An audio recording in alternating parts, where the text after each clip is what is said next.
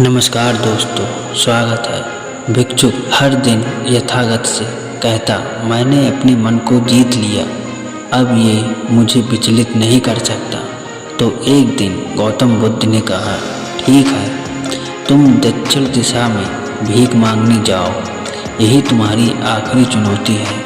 फिर अगले दिन ही भिक्षुक ने व्याकुल होकर कहा, मुझसे बड़ी गलती हुई, लेकिन अब मैं दोबारा उस दिशा में भीख मांगने नहीं जाऊंगा। ये कहानी शुरू होती है जब एक बड़े प्रदेश का राजकुमार अपना राजमहल का सब कुछ त्याग कर बौद्ध के संग में शामिल हुआ। शुरुआती दिनों में नए भिक्षु ध्यान करना सीखते, इसके साथ साथ गौतम बुद्ध उन्हें भिक्षा मांगने भेजते ताकि भिक्षुओं का अहम कमज़ोर हो और उनका व्यवहार विनम्र हो जाए। संघ में आने के कुछ समय पश्चात राजकुमार भी भिक्षाटन पर जाने लगा। शुरू में सब ठीक था, लेकिन कुछ दिनों में घटना घटी जिस कारण राजकुमार विचलित हो गया और उसने भिक्षाटन पर जाने से मना कर दिया। भिक्षाटन का नियम था कि भिक्षु केवल 2 घरों में भिक्षा मांगते और नहीं मिलती तो आश्रम आकर जल ग्रहण करते। एक बार राजकुमार भिक्षु नगर में भिक्षा मांगने निकला और दुष्संयोग से भिक्षा नहीं मिली। शुरू में राजकुमार भिक्षु को निराशा हुई, लेकिन कुछ ही पलों में उसका मन शांत हो गया, जैसे कुछ हुआ ही ना हो। बिना प्रयास के आज भिक्षु बड़ा प्रसन्न था। उसने लौटकर गौतम बुद्ध से कहा, आज मुझे भिक्षा प्राप्त नहीं हुई, लेकिन मेरा मन शांत है, न किसी विचार से मुझे परेशान किया। गौतम बुद्ध भिक्षु की सारी भावनाएं समझ रहे थे। यथागत ने कहा कि अच्छी बात है, अब तुम कल महल की तरफ भिक्षा मांगने जाना। भिक्षु ने आज्ञा का पालन किया और अगले दिन भिक्षा मांगने के लिए निकल गया। कुछ देर बाद जब भिक्षु महल के आगे से गुजरा तो उसे अपना महल याद आ गया कि कैसे वह ऐशो आराम का जीवन जीता था। भिक्षु ने सोचा, महल में खाने को स्वादिष्ट पकवान मिलते और सेवा करने को कई नौकर होते और सभी प्रकार के सुख मिलते। ऐसा सोचते सोचते भिक्षु के मन में इच्छा हुई कि आज बढ़िया भोजन मिल जाए। तभी भिक्षु संचेत हो गया कि ये सब अतीत की स्मृतियाँ हैं और मैं केवल इन्हें देख रहा हूँ। पुरानी यादों की ताज़ा होने से मन में कुछ इच्छाएं प्रकट हो रही हैं, ये भी मैं केवल देख रहा हूँ। अगर मैं शारीरिक इच्छाओं को पूरी करने की लालसा रखूँ तो मैं मन की शांति और ये जागृत अवस्था खो दूँगा। भिक्षु ने महसूस किया कि जब जब हम स्वयं को 2 कदम आगे ले जाते हैं, चेतना का स्तर ऊपर उठाते हैं, तब तब मन इस प्रकार के खेल खेलता है। जब हम मन को शांत करने लगते हैं तब मन में हमें बेचैन करने की पूरी कोशिश करता है। भिक्षु ये सोचकर बहुत खुश हुआ क्योंकि आज उसने आत्मचिंतन से मन के बारे में गहरी समझ और सूक्ष्म दृष्टि प्राप्त कर ली। भिक्षु ने आश्रम आकर गौतम बुद्ध को सारी बात बताई और कहा, यथागत आज मुझे आपकी कृपा से सूक्ष्म दृष्टि प्राप्त हुई। मन हमें बार बार इच्छाओं से उलझाना चाहता था और मुझे भी महल को देखकर मुझे भी पुराने सुखों का स्मरण हो आया, लेकिन आज भी विचार मुझे छू नहीं पाए। गौतम बुद्ध ने कहा, अच्छी बात है, कल नगर की दक्षिण दिशा में जाना, वहाँ एक हवेली है, वहाँ मन और विचारों पर उपदेश देना। भिक्षु बहुत खुश हुआ। आज वो जल्दी चल रहा था क्योंकि वो उपदेश देने जा रहा था। तो इस बार की यात्रा भिक्षु पर भारी पड़ने वाली थी। कुछ ही देर में भिक्षु हवेली पहुंचा और भिक्षा के लिए आवाज़ लगाई। आवाज़ सुनकर एक सुंदर युवती बाहर आई। भिक्षु ने सोचा कि वह युवती की सुंदरता को देखकर मेरे मन में कोई विचार नहीं आना चाहिए, क्योंकि मेरा यहाँ आने का प्रयोजन तो इसको उपदेश देना है। युवती ने भिक्षु को प्रणाम किया और कहा, पहले भोजन ग्रहण कीजिए। भिक्षु ने भोजन ग्रहण किया, फिर सोचा कि उपदेश देने से पहले थोड़ा आराम कर लेता हूँ तो अच्छा होता है। भिक्षु ये सब सोच ही रहा था। इसी बीच युवती ने कहा, श्रीमान, आपने अभी अभी अन्न ग्रहण किया है, अब थोड़ा आराम कर लीजिए, फिर उपदेश शुरू करना। ये सुनते ही भिक्षु सतर्क हो गया। जो योजना वह मन में बना रहा था, यह महिला वह सब बिन बताए करती जा रही थी। भिक्षु ने सोचा, ये सब संयोग है, यहाँ लोग भोजन के बाद आराम करते होंगे। फिर भिक्षु आराम करने लेट गया और विचार करने लगा कि महिला कितनी समझदार है और इसकी सुंदरता बेजोड़ है। अगर मैं राजकुमार होता, ऐसी ही स्त्री के साथ विवाह करता। भिक्षु के मन में ऐसे ही कुछ विचार चल रहे थे। इतने में युवती फिर से आई और बोली, अगर आप राजकुमार होते तो मुझे उपदेश कैसे देते? भिक्षु जी, आप तो मुझे उपदेश देने आए थे। युवती का इतना कहते ही भिक्षु को स्पष्ट हो गया कि युवती तो मन पढ़ सकती है। भिक्षु घबरा गया और हाथ जोड़कर पूछा, क्या आप मेरा मन पढ़ सकती हैं? युवती ने कहा, क्षमा कीजिए, ध्यान करते करते मेरा मन शांत हो गया, इसलिए बड़ी आसानी से मुझे दूसरों के विचार अपने आप महसूस हो जाते हैं, उनकी भावनाएं समझ आ जाती हैं। जब भिक्षु ने सुना तो उसके पैरों तले से जमीन सरक गई। फिर बिना कुछ बोले भिक्षु तत्काल आश्रम की ओर चल पड़ा। रास्ते में चलते हुए भिक्षु का दिमाग फटा जा रहा था। उसकी बेचैनी बढ़ गई थी। भिक्षु खुद को कोसने लगा कि मेरे मन में युवती के लिए ऐसे विचार क्यों आ रहे थे। उसने मेरे बारे में क्या सोचा होगा?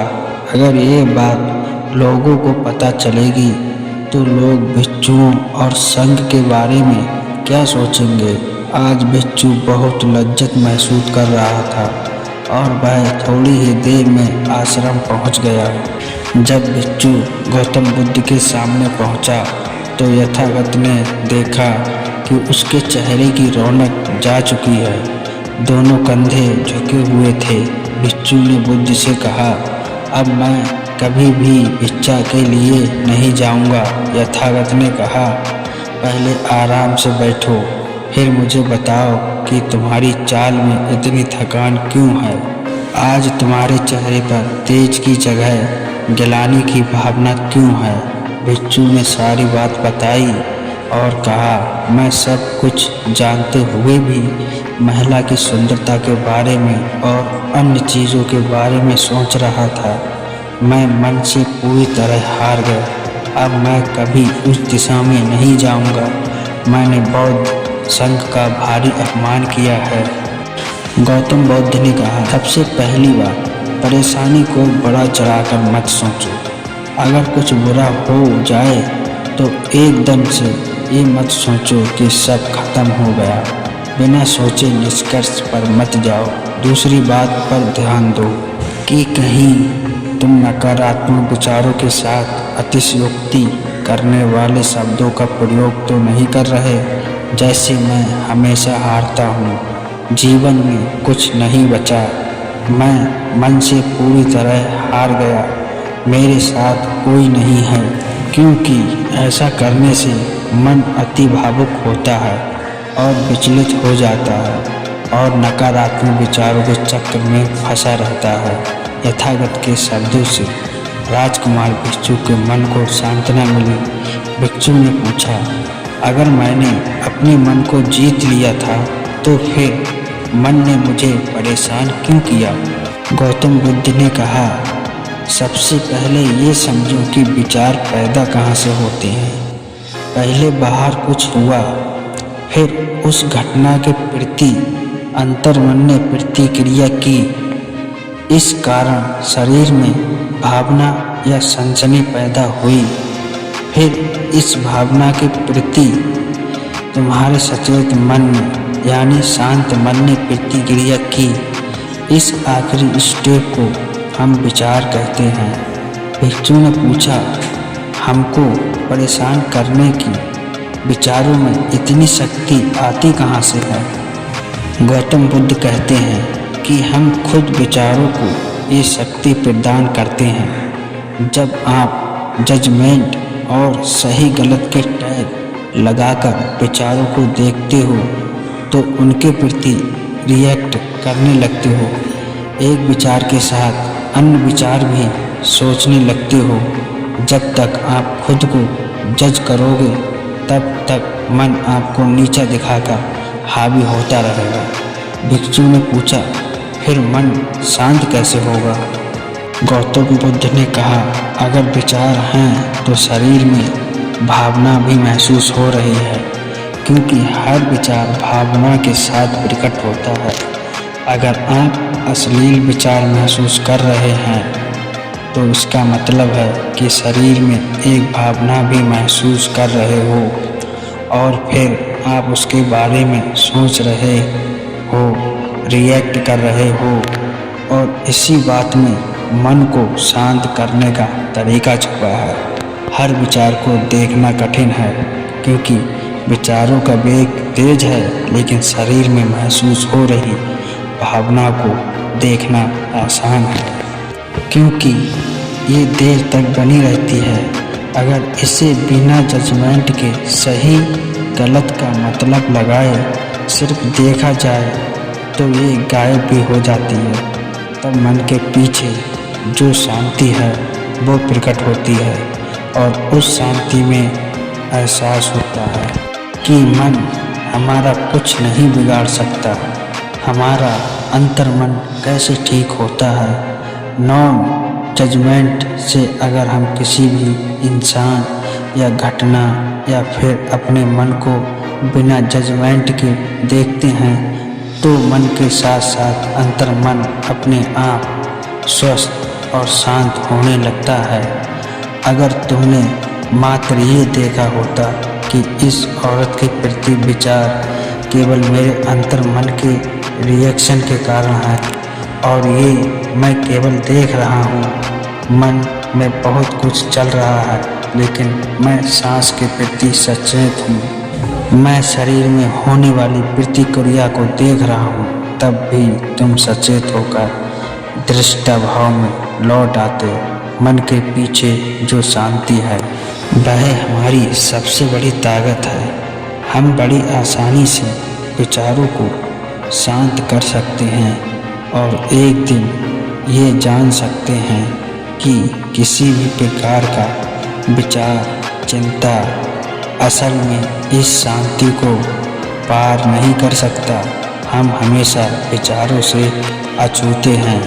गौतम बुद्ध कहते हैं, तुम याद रखो विचार तुमसे हैं, तुम विचारों से नहीं। तुम हमेशा ही अपने विचारों से शक्तिशाली हो, अपने डरों और चिंताओं से शक्तिशाली हो। अब तुम अगले 7 दिन युवती के घर भिक्षा मांगने जाओगे और ध्यान रखना, अपने विचारों को जज मत करना। अच्छे बुरे विचार केवल तुम्हारा द्वार खटखटाते हैं। तुम केवल इतना याद रखना कि तुम वह शांति हो जिसमें सब प्रकट हो रहा है। अगले दिन भिक्षु पूरे मार्ग जागृत होकर चला। महिला के घर जाने से पहले थोड़ी घबराहट हुई, लेकिन भिक्षु दृष्टा भाव में बना रहा। विचारों को, शरीर में उठ रही भावनाओं को, डरों को, गिल्ट को, सबको बस देखता रहा।